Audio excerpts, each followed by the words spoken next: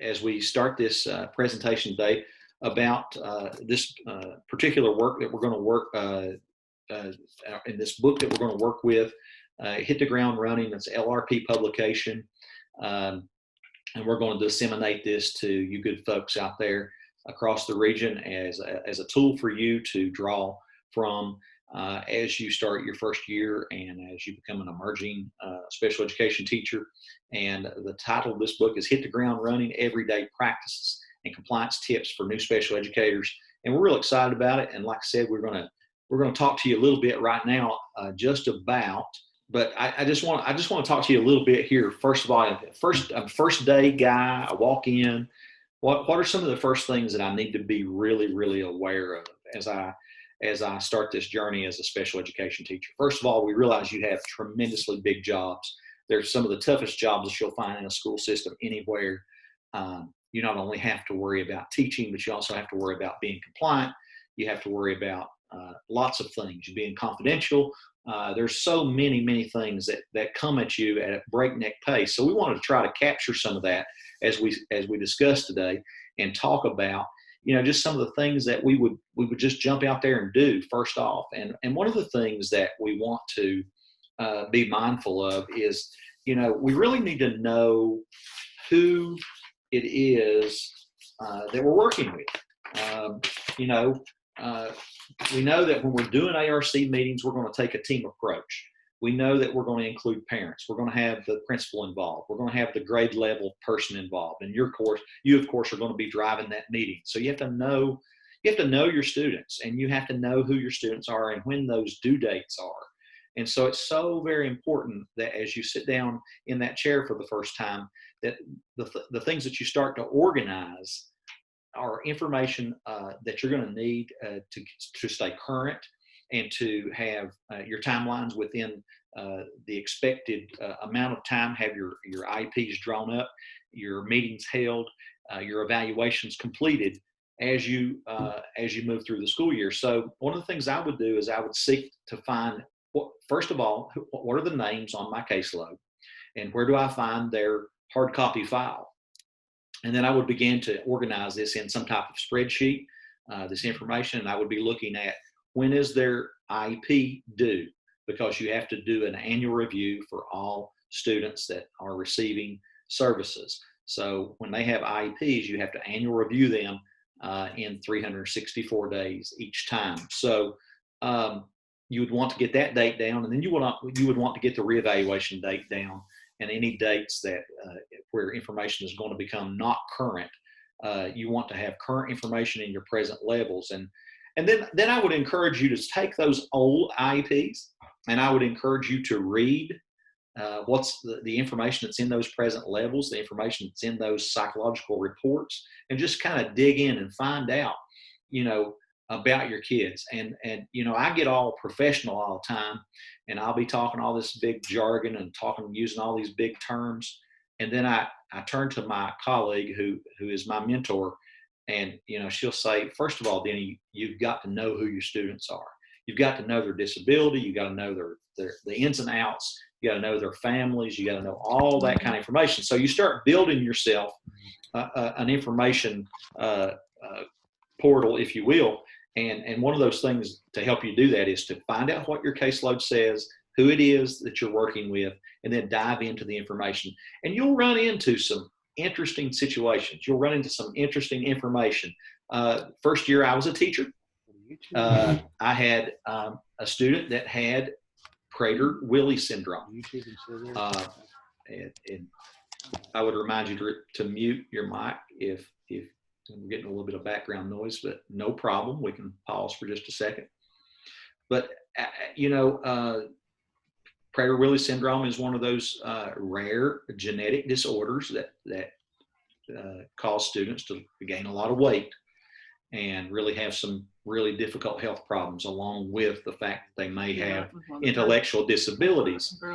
And so when that is the case, we need to do the background reading behind that. We need to make sure that we know when we go to that ARC meeting, we're going to work with those parents, and we build some empathy around. So what I was saying was we just want to make sure that we, first of all, we know our students, we know who they are. And Brenda reminded me of that. And she kindly reminded me of that, like she always does. She let me know that, you know, you do need to know all these technical terms. You need to know what progress monitoring means. You need to know what baseline means. You need to know all the technical jargon that we're expected to know as an education professional. But you also need to know your students on a personal level, and you need to get to know their parents.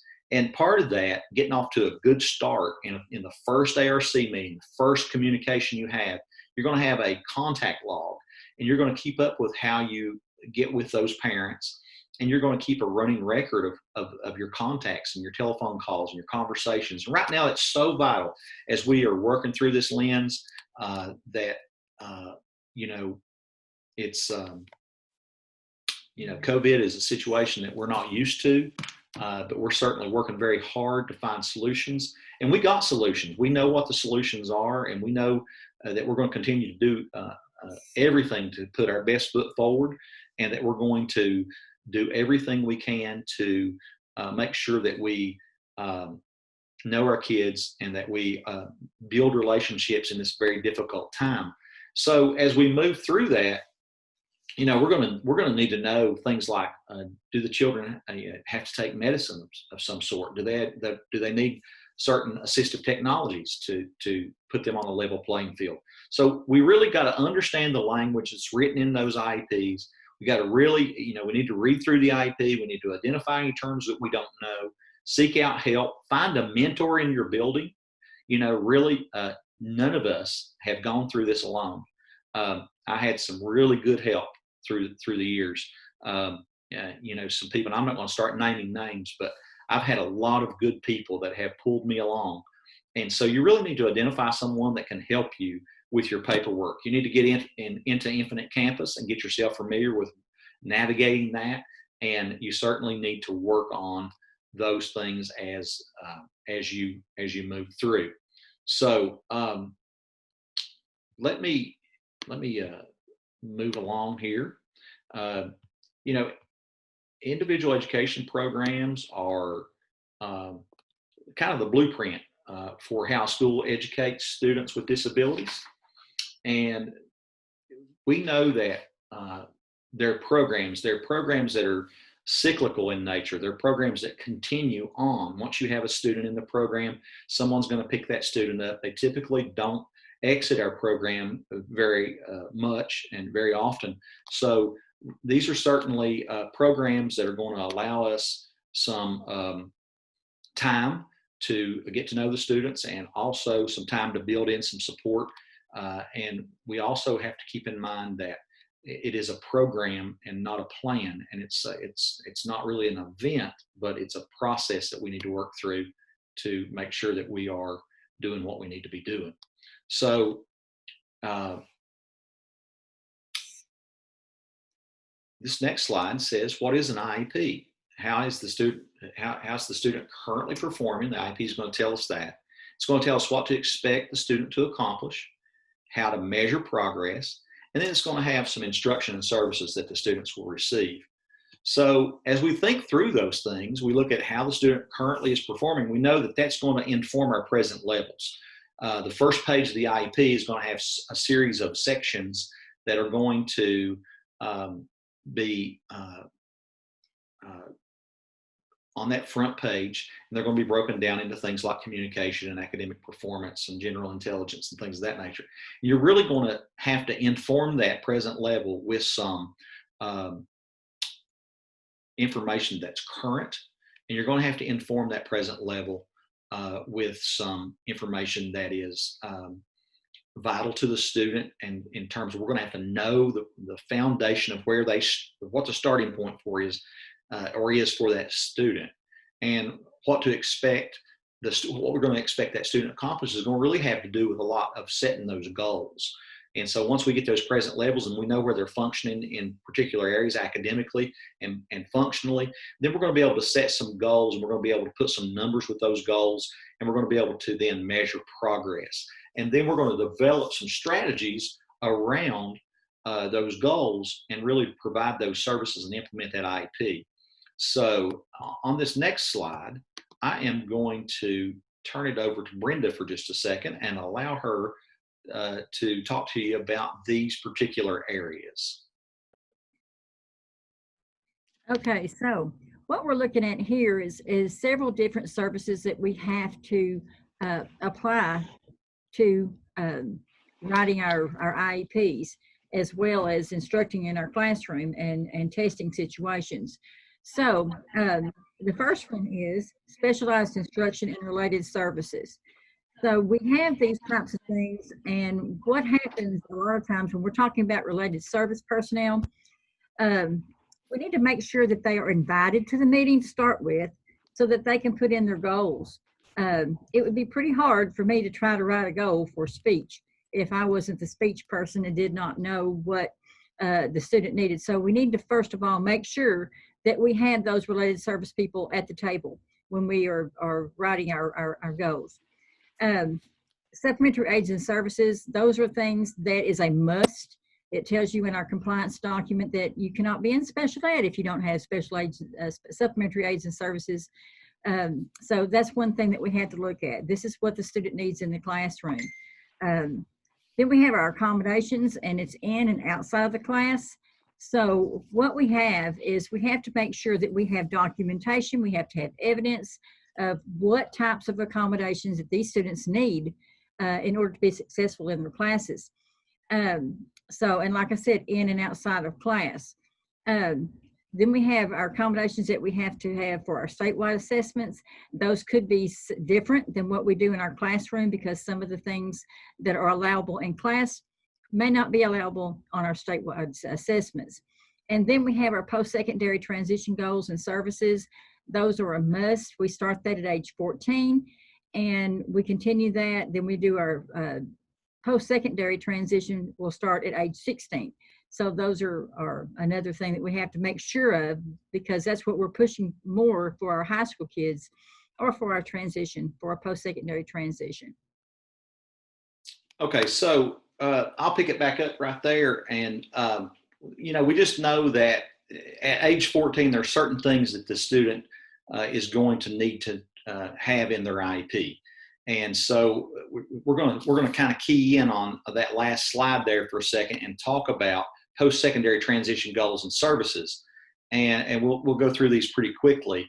So we'll be providing you with some additional resources. The IEP guidance document is going to be attached to some resources for you.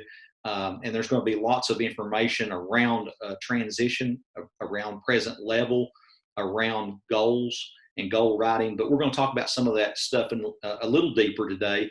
But right now we're going to talk a little bit about the E part here, and we're going to talk about post-secondary transition goals and services.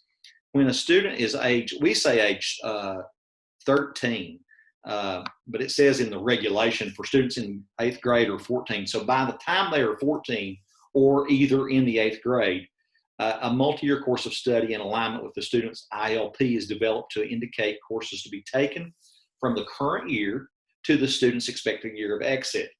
Now, the multi-year course of study needs to be informed by transition assessment. It needs to be formed by identifying through some transition assessment what those students' preferences and interests are. And so when we look at this, at age 14, we know that on the notice, you're going to have to mark transition, and you're going to have to invite this student to the meeting. And then you're going to have an ILP that's you get started with your guidance counseling staff. And then you're going to have information in that. And then you're going to develop a multi-year course of study where you're going to put in the courses on the IEP. You're actually going to embed that in the IEP, and you're going to tell what the student's going to take. Now, keep in mind, this is kind of goal setting, and you're going to kind of play the role of a counselor. As a high school or a middle school teacher, you're going to kind of play the role of a counselor with your student here. And you're going to try to make sure that they're on track to graduate and that they're taking classes that's going to help them reach their post-secondary goal. And you're not going to identify that goal at age 14, but you're going to identify courses based on the assessments and based on what you found out in the ILP. So then you're going to work, the needs are going to change at age 16. Then you're going to also have to include a post-secondary goal. And transition service needs by age 16 are going to include things like strategies and activities that you document in the present level. Now, you're going to document in the present level things like barriers that you've identified that the student may have due to their inefficiency with academic performance, or there may be some daily living things, there may be some employment things. So when they become 16, you're going to set a post-secondary goal, and you're going to determine what that goal is. We're going to talk about that here in just a second. But as you look at that present level, you're going to understand that each year that present level has to be updated. And in order to update that present level, you have to do some transition assessments. Now, we'll have some resources for you in regards to transition assessments, some websites that you can go to and just right at your fingertips, you can print those assessments so that you can inform your present levels. You can identify those student barriers and what they are in order to reach that post-secondary goal. And that post-secondary goal becomes the focal point of the IEP as we move through and become age 16. So at age 16, we'll invite the student. We'll make a purpose of the IEP meeting also transition, and it will really become the focal point. And then we will determine whether we need outside agencies to be invited. And we'll also then begin looking at how those transition assessments are going to continue to inform us on that present level. We're going to have that discussion with the student, and we're going to look at that assessment information, and we're going to determine, hey, are the assessments that we're doing, are the courses that we're taking, is the IOP in line, and are we in fact on track to reach this post-secondary goal, or do we need to switch the post-secondary goal? And that's really what you're doing when you say you're going to update it. You're going to put some current information in there. It doesn't need to be more than a year old, and so you need to really focus on doing transition assessments each year as you move through with the development of an IEP. Here's some transition service needs by age 16. You see these people in line to get a job here. We would have, sometimes you would identify barriers from your assessments in instruction. We already talked about that. In employment, maybe they've have problems writing resumes or filling out an application or things of that nature. Any type of post-school adult living objectives that they may not be able to meet. Acquisition of daily living skills, any type of functional vocational evaluation that may be needed, or community experiences that may get them ready to meet that post-secondary goal. Any related services that they may need. So those are all transition services needed by age 16. And then, when you're looking at that, developing that post-secondary goal, that transition goal, you have to have an education and training piece in the first part of your goal, and you got to have an employment piece in the first part of your goal. And then, if applicable or if needed, an independent living goal. So a little deeper dive into that. You see here an example of a post-secondary goal by the student's 16th birthday. The IEP includes appropriate measurable post-secondary goals. Now, these goals are informed by all those things on the IEP. They're informed by present level, but it would say something like after graduation, John's goal is to be enrolled at Big Sandy to get a certificate in welding in order to become a welder. So that would be, maybe an appropriate example for a post-secondary goal for a student that's going to go on to technical school, get a certificate in welding or get a degree, it's a 2-year certificate program, and then go on and become a welder. Sometimes we get lost in minutia of this and we want to put too much information in there. We want to say to work in this field or to work in that field, but we really want to identify the specific job. We want to identify this specific education and training here. And we notice that it happens after graduation, and we always put the child's name in there. If we do that, we've got that post-secondary goal covered. Here's one for independent living. And of course, you may say after high school, John's goal is to participate in the dressing of himself in order to aid his parents in his daily living. That would be one that you could do as far as, or you would receive on-the-job training in order to be able to work in a church, that type of thing. So, those goals, those independent living goals are for those students that are maybe a little more needy and have a little more cognitive deficiency. that would require a little more support. And we would certainly keep that in mind as we identify those barriers through those reports and evaluations that we do. And then we would be able to inform the IEP and really set those goals that need to be set for the students that are in those low incidence populations. Here's the services page. This is a screenshot right off the IEP. And I want to point out that one of the vital errors that we see made when we're doing audits is that teachers forget to include multi-year course of study on their IEP. This is a must.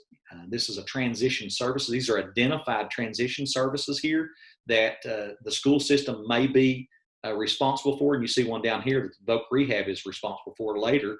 You know, as they get older, we may invite outside agencies like voc rehab, but we certainly see here that there's transition services that we need to be providing for these students. You see good examples here, but I want to point out by this red arrow that the multi-year course of study must be in here. And if you leave that out, that's a non-compliance. Something that can be fixed, but we certainly want to make mention so that we don't make that mistake. So when you're doing those high school IEPs at age 16, transition services, one that must be in there is multi-year course of study. We also know that we have to tie our transition goals, and this is a screenshot of just a little piece, a snippet of the IEP under those annual goals, and we would want to tie our annual goals either through education and training and employment. We have got to have both of these. Now, sometimes you only have one goal, and you will need to mark both of those with a checkbox, okay? But if you have more than one goal, you could have one that tied back to education and training, one that tied to an employment, and then certainly if you had an independent living goal, a post-secondary goal, you would need to have an annual goal that supported that. So you would also mark that as well. But in most cases, you'll see these two, and you'll need to mark both of those if you only have one goal, or if you have multiple goals, you can mark one on one and one on another. So certainly those things are good things to know as we're working. And here's another screenshot of it, just what it looks like. Measurable goal must relate to education, training, and employment. So very, very important. Also, here's a little screen shot of, or here's a little reminder that when we're inviting outside agencies, we have to have prior consent. And we must do that each and every year that we're going to invite someone. So if we invite an outside agency, like voc rehab or like a college, or maybe a disability coordinator at a college, we might invite someone to provide some information, or they may be responsible for providing some of those services later for these students. We have to get consent. We have to get it each year from the parent, and we need to date that consent at least one day before we generate the ARC notice. So very, very important that we take note of all this within transition. You know, we'll have this transition, or we'll have this complete presentation available to you at some point, and you'll be able to click on these. You can't do it right now with screen share, but we'll be able to, those are hot links that take you to transition activities and transition assessments. And so there's some websites and things there that will give you some information, give you some examples and some samples, and also some transition assessments that you can download, print, make your own, and use in your own work with your own students. So we wanted to put that up there and show you that as well. So at this point, we're going to switch gears here for a second, and I'm going to hand it back to my esteemed colleague, Brenda Combs, and she's going to talk to you about least restrictive environment. Okay, so the least restrictive environment is very, very important. We do know that we have some students that are capable of functioning in a regular classroom with co-teaching, and then we have those lower MMD students that struggle because they have issues with keeping up with the pace of instruction. So sometimes a resource room is needed. So we have to make sure that we properly place these kids where they need to be.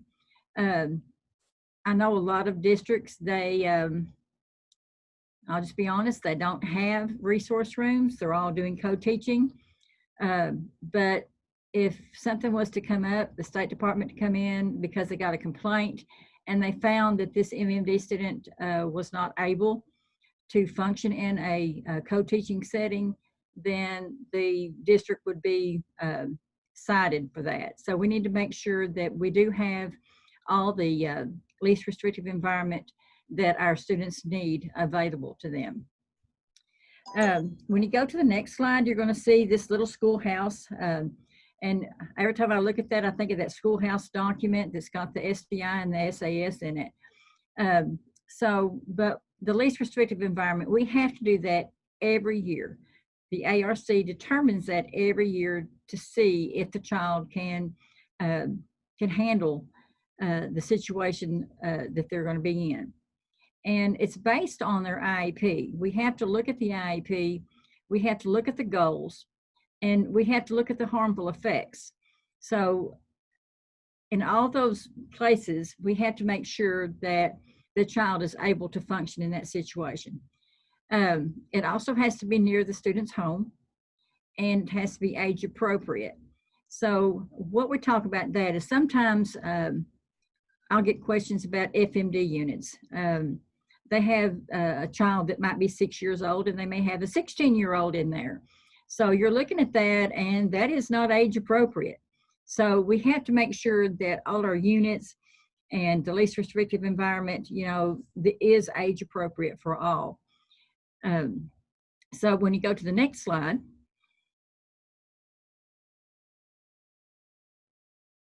you're looking at the areas.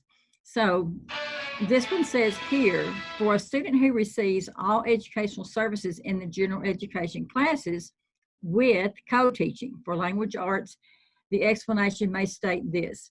So sometimes we can actually state the courses, if it's going to be in a co-teaching setting, if it's going to be in a resource room, or however, or then you can write it out in a sentence form, whatever you want to do, but we need to make sure we include the core content classes.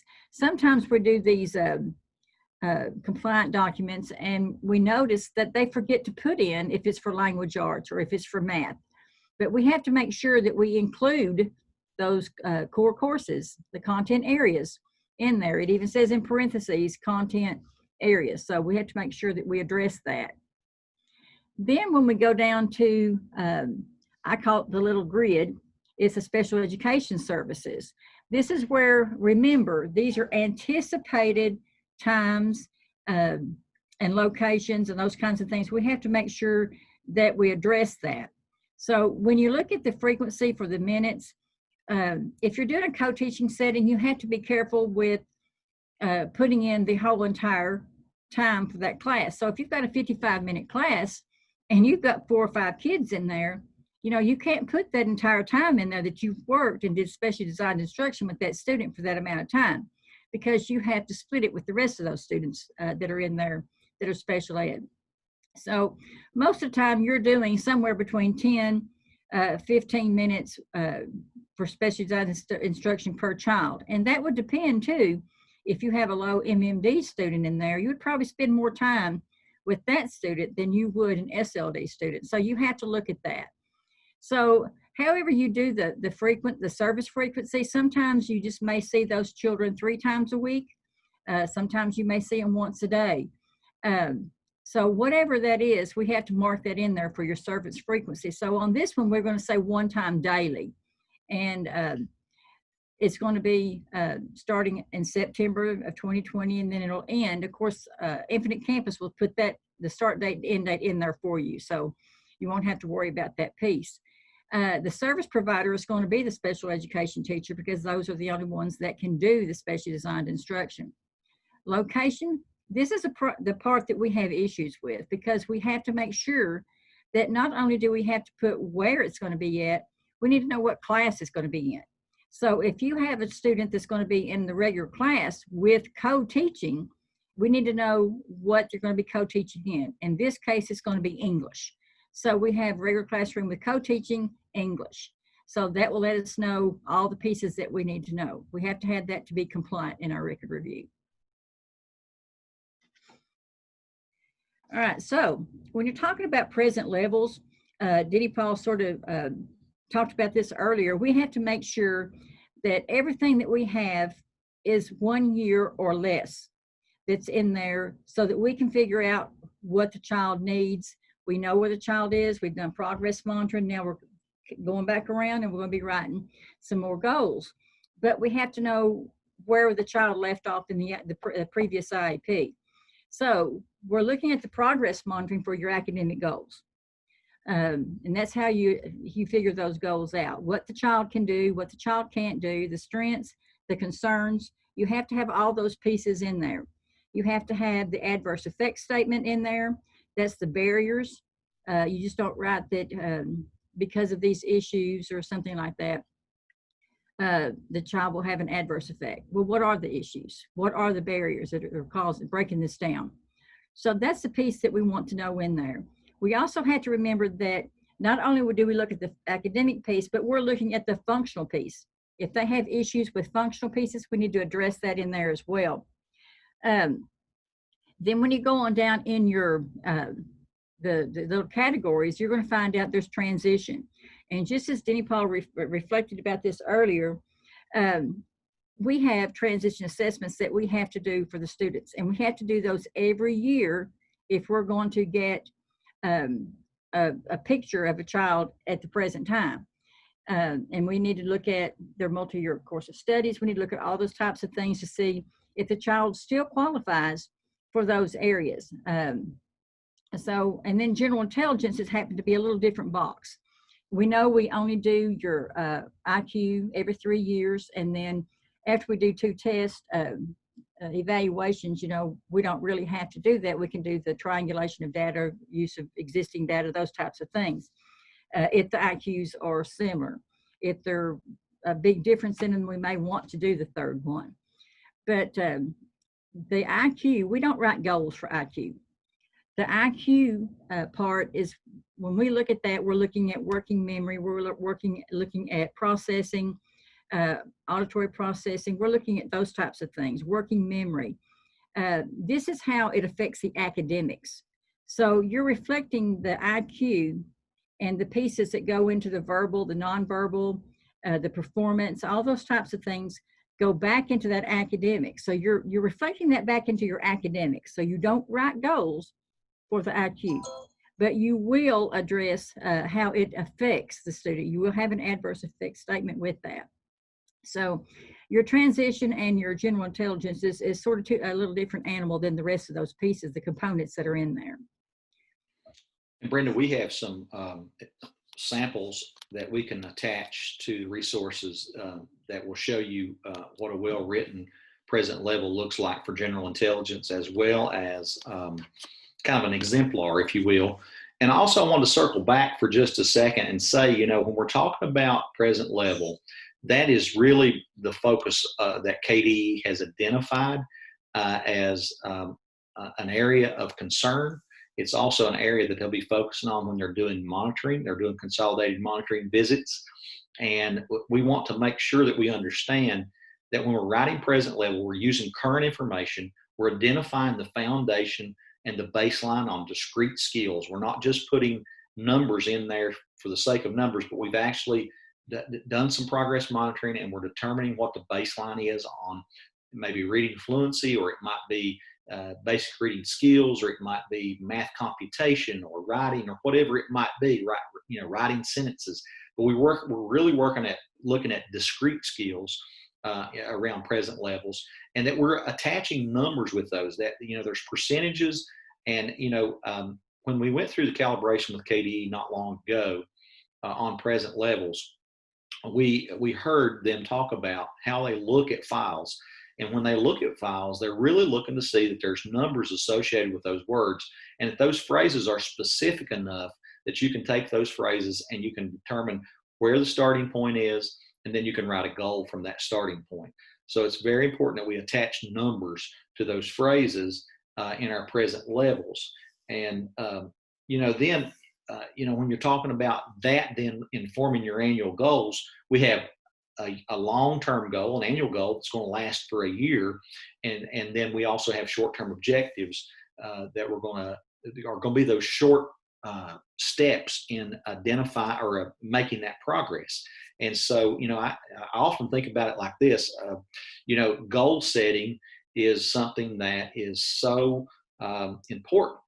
First of all, no one achieved anything very much unless they were, set a goal up front and they seek to achieve it. I think about my own, one of my hobbies that I have, and I like to distance run. And if I just say, well, I'm gonna be a distance runner, okay? I might run tomorrow, and I might run 1 mile, and then next day I might run 2 miles.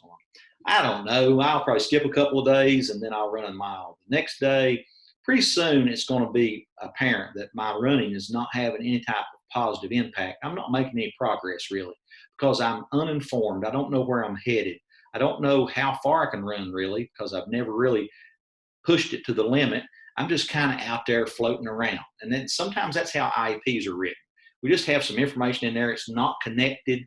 But if I set myself a goal, if I go out and I say, okay, I can run 3 miles. I know I can run 3 miles without stopping. Well, I'm going to do that for the next week. Okay, that's a short-term objective, or that daily objective might be that I'm going to reach that 3 miles, and I'm going to try to set a weekly goal of 15 miles.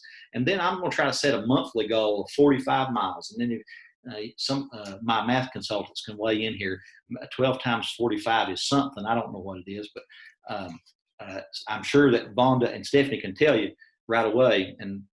But anyway, you get the idea that we want to know how long we're going to be able to go for a year here. So the annual goal is that just what it says. It's an annual goal. What can we expect the student to learn? And then we're going to develop also some methods of measurement and some goals with verbs in them. We're going to look at methods of measurement. How are we going to measure that goal? How are we going to measure that verb? And when we write those goals, we have to write verbs in there that we can see, we can hear, we can count, we can time. And there's a list of those verbs, and they're attached in our Google Classroom on our IEP training. We have, from Bloom's taxonomy, we have measurable goals that are more measurable than others, and or verbs that are more measurable than others. And, certainly we want to write goals that are measurable, that we can attach numbers to, and that we can readily be able to progress monitor. And then beyond that,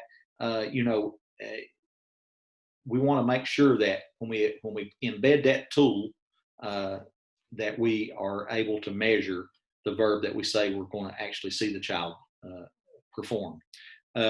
Now, from those goals, then we're going to understand that there's going to be some preloaded problems that we have with students. There's going to be some preloaded issues with students that we know are coming. We're going to have fluency reading problems. We're going to have phonemic awareness problems. We're going to have their inability to segment or blend sounds. They're going to have the inability to sit still. They're going to have the inability to do math, use calculations, to do higher order math. Maybe they can't do 2-3 step problems. Whatever it is, we're going to have to kind of anticipate as new teachers what those strategies that are going to attack those problems are, because we know those problems are coming.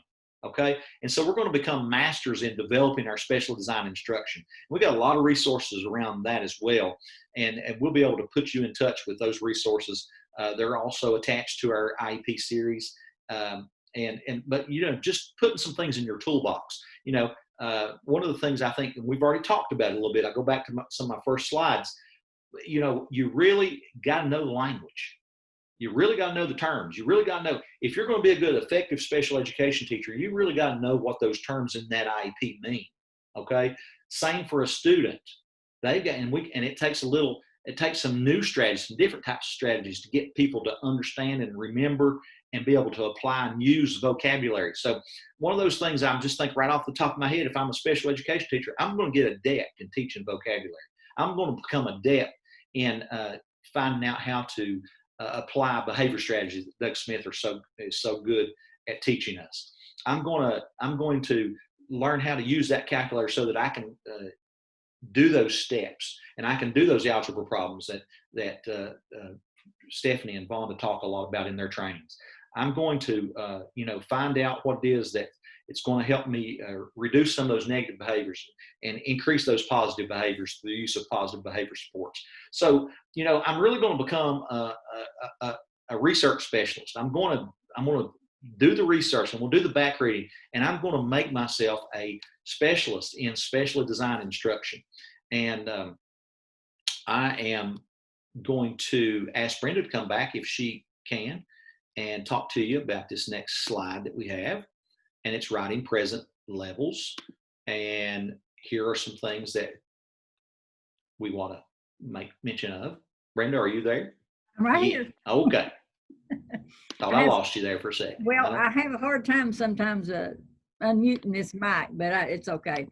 When you're looking at writing those present levels, you know, like Denny Paul was talking about, we need to make sure that the language in there is clear and that the parents understand that.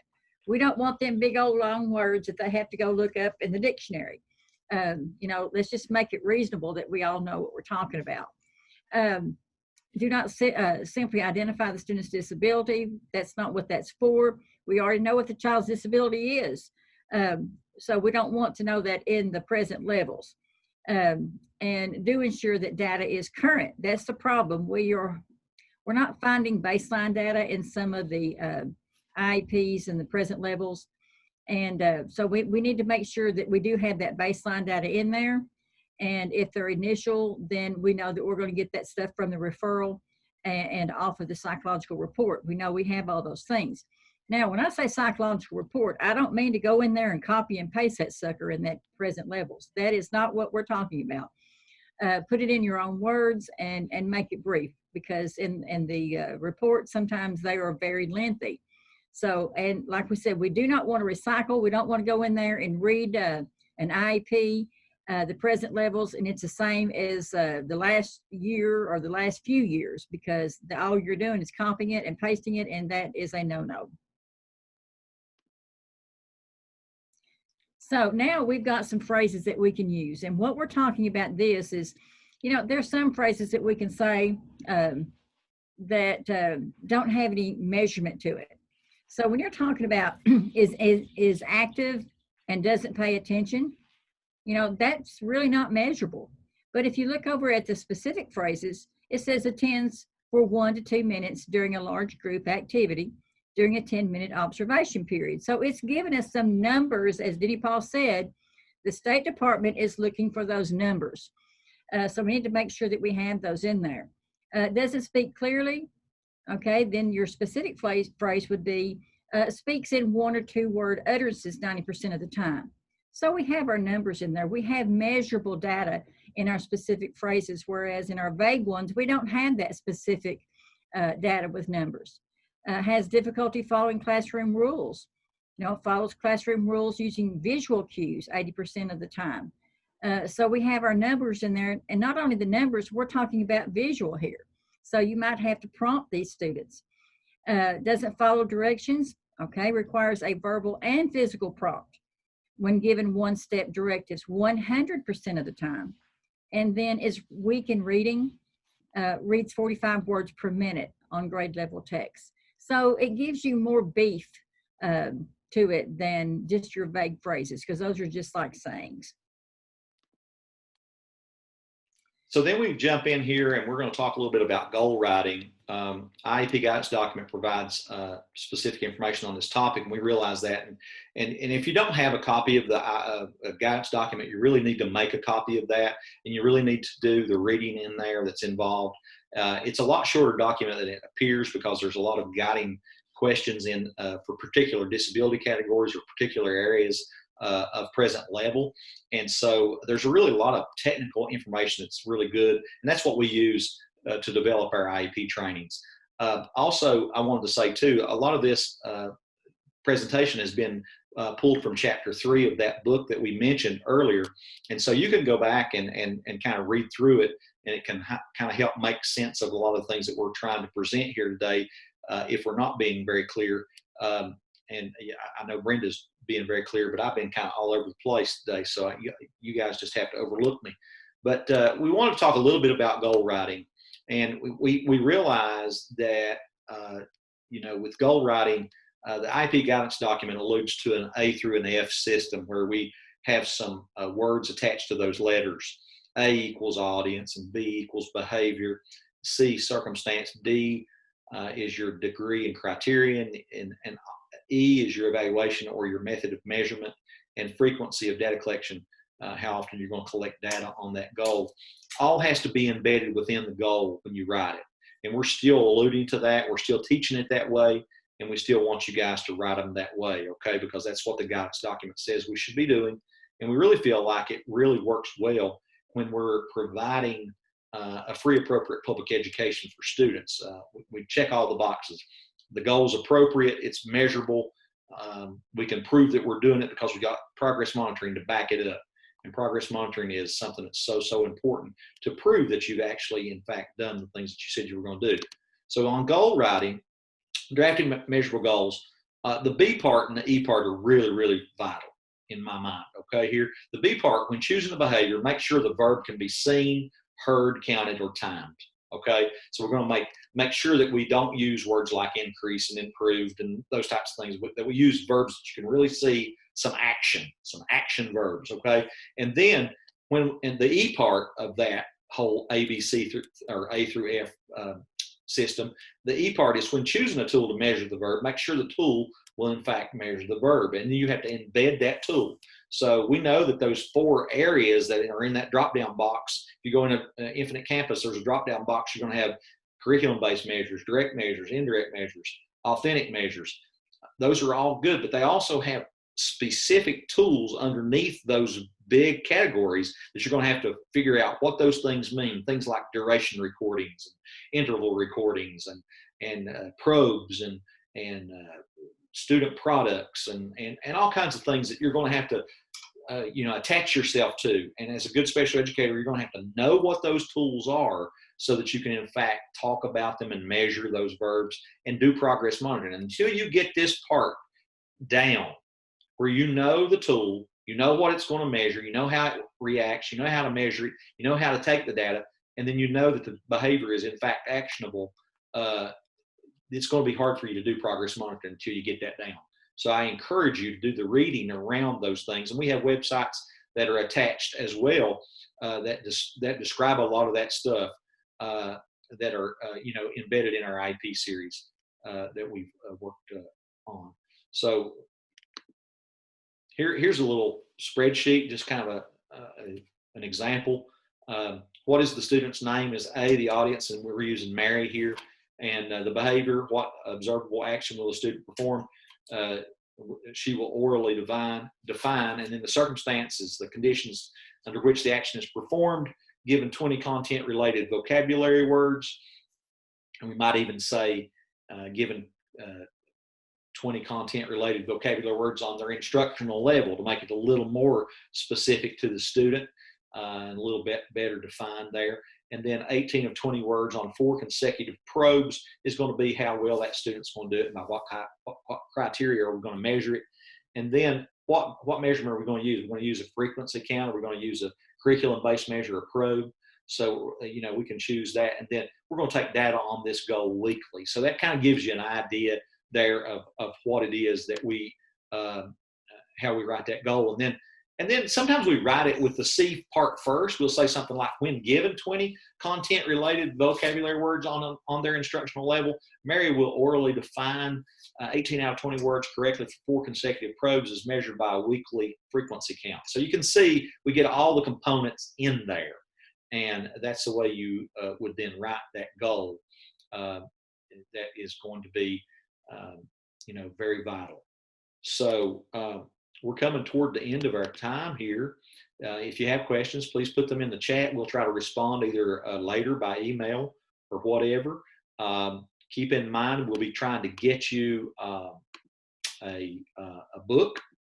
Let's see if I can move up here just a little bit and go on up to the beginning of the presentation.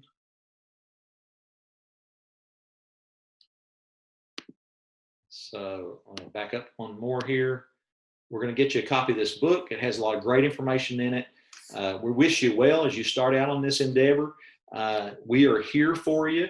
I'm also going to transition without making you dizzy. Turn away so I can go for a ride here for a second. I'll throw up these fine folks that I work with, have the pleasure of working with every day. just a fantastic team that is full of knowledge and expertise, and willing to share that with you as you seek to write IEPs. You can certainly call on all of us, and each of us has a part in developing that IEP to the fullest.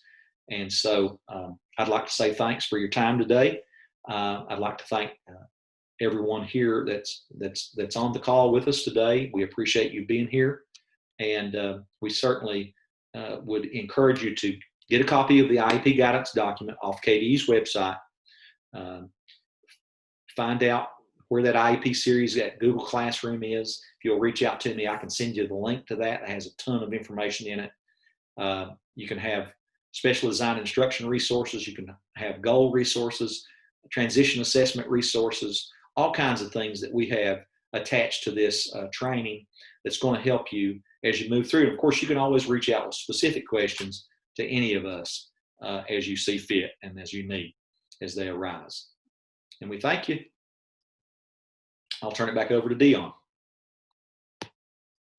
Thank you there, Mr.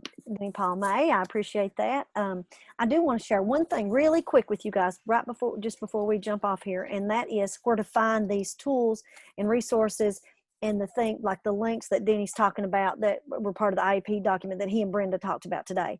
So if I can share my screen, let's see, Denny, you care to let me have a host back so I can share my screen? I just want them to be able to see where they can get back. Figure out how to do that real quick here. Let's see. I can get it to come down. I know how to do it. It just won't come up for some reason. Let's see. I know you guys, it's been a long day, and I See want if you can share now. Can you share now? Yep. I just want to show you guys really quickly. So on this slide here, can you all see my screen? Do you all see the screen? It has the holler on it. Can you all see it? Can I get a thumbs up? Yes, we can see. I can see it. I can see it. So you go to KVEC. So you go to the holler.org, and this is free. You go to the, and here you'll see tons and tons of resources. We just have so many things here. But you go to the KVEC tab here. Uh-oh, sorry, excuse me. That happens sometimes when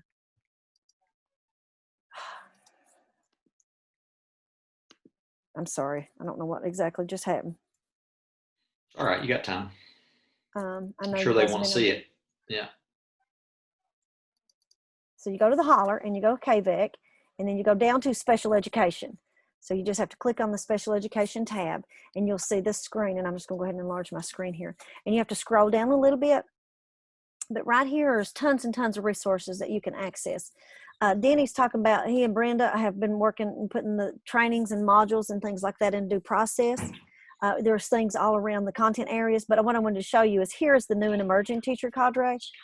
So this one is the last month. So this was the month of September, but you can see this is the Zoom meeting. So it has a recording on it, but here's all the tools that we shared and talked about during that meeting that day. So the ones that Brenda and Denny have talked about today will be in here as well. So the Zoom recording will be in there. So if there's something you want to go back and listen to again or multiple times, you have access to that here.